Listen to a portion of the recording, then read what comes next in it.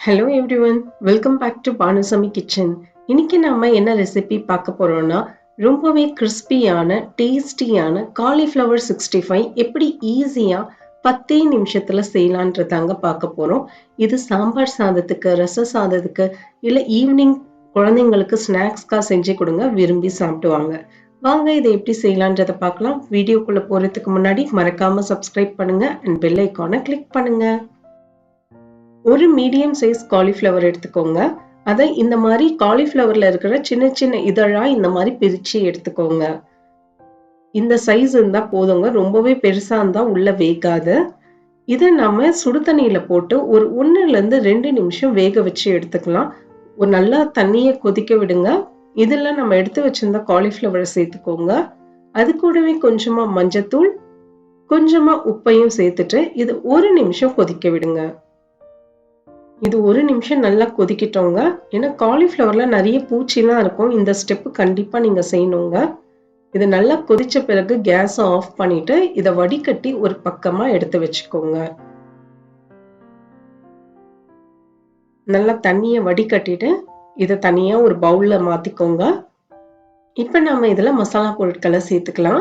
1/2 teaspoon மிளகுத்தூள், 1/2 teaspoon சீரகத்தூள்,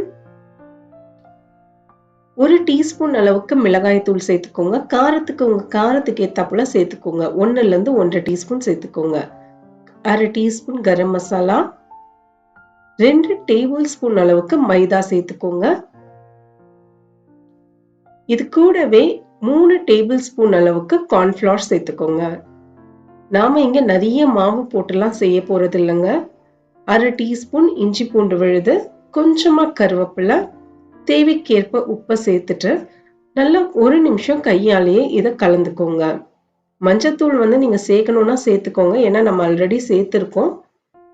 நாம இதுல நிறைய மாவு போட்டுலாம் பிசைய போறது இல்லைங்க. மாவு கொஞ்சம் கம்மியா போட்டு இதை கிறிஸ்பியா தான் பண்ண போறோம். கொஞ்சமா தண்ணியை தெளிச்சுக்கோங்க. ரொம்பவும் தண்ணி தெளிக்க கூடாது. பாருங்க, நான் கையில கொஞ்சம் கொஞ்சமா போட்டு அந்த மாவு நல்லா அந்த காலிஃப்ளவரோட கோட் ஆகுற அளவுக்கு மட்டும் நம்ம தண்ணி தெளிச்சா போதும். நம்ம ஹோட்டல்கள்ல பாத்தீங்கன்னா வெளியில ஃபுல்லா மாவா இருக்கும். உள்ள காலிஃப்ளவர் ரொம்ப கம்மியா இருக்கும், சின்னதா இருக்கும். நாம வீட்டுல செய்யும் போது அவ்வளவு மாவு போட்டுலாம் செய்யாதீங்க. கொஞ்சம் இந்த அளவுக்கு மாவு போட்டானாலே போதும். நல்லா கிறிஸ்பியா மொறுமொறுனே வருங்க. பாருங்க, நல்லா மிக்ஸ் பண்ணியாச்சு. இப்ப இத ஒரு 3-4 நிமிஷம் அப்படியே ஊறட்டுங்க. எண்ணெய் காய வரைக்கும் இது ஊறட்டும். கடாயில எண்ணெயை ஊத்திக்கோங்க. மீடியம் ஃப்ளேம்லயே வச்சுதாங்க இதை நம்ம பொரிக்கணும். பாருங்க, ஒரு கருவேப்பிலையை போட்டு பாருங்க. நல்லா இந்த மாதிரி சலசலப்பு வந்துச்சுன்னா எண்ணெய் நல்லா சூடா இருக்குன்னு அர்த்தம். கொஞ்சம் கொஞ்சமா இந்த காலிஃப்ளவரை போட்டு பொரிச்சு நம்ம எடுத்துக்கலாம். மீடியம் ஃப்ளேம்லயே வச்சு பொரிச்சுக்கோங்க. ஹை ஃப்ளேம்ல வச்சீங்கன்னா வெளியில மட்டும்தான் வேகும், உள்ள வேகாது. மீடியம் ஃப்ளேம்லயே வச்சு 1 நிமிஷம் 2 நிமிஷம் சொல்லிட்டு பொரிச்சு எடுத்துக்கலாம். குழந்தைங்களுக்கு மோஸ்ட்லி இந்த மாதிரி கிறிஸ்பியான ஐட்டம்ஸ்னாலே ரொம்ப பிடிக்குங்க.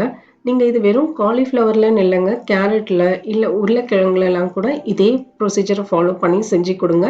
ரொம்ப விரும்பி சாப்பிடுவாங்க. நாம நிறைய மாவெல்லாம் இதுல சேர்க்கல, அதனால கொஞ்சம் அவங்களுக்கு வெஜிடபிள் கொடுக்குற ஒரு ஃபீல் நமக்கும் இருக்கும். மீடியம் ஃப்ளேம்லயே வச்சு நம்ம நல்லா இதை பொரிச்சு எடுத்துக்கலாம். 1 நிமிஷம் 2 நிமிஷம் பொரிச்சாலே போதுங்க. பாருங்க, எவ்வளவு அழகா கலர் சேஞ்ச் ஆகி நல்ல கிறிஸ்பியா வரும்.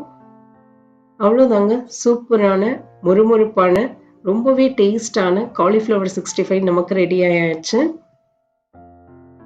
இதை நீங்க லஞ்ச் பாக்ஸ்க்கோ இல்ல சாம்பார் சாதத்துக்கு, ரச சாதத்துக்கு இல்ல நார்மலா ஈவினிங் ஸ்நாக்ஸ்க்கு இதை செஞ்சு கொடுங்க. ரொம்ப விரும்பி சாப்பிடுவாங்க.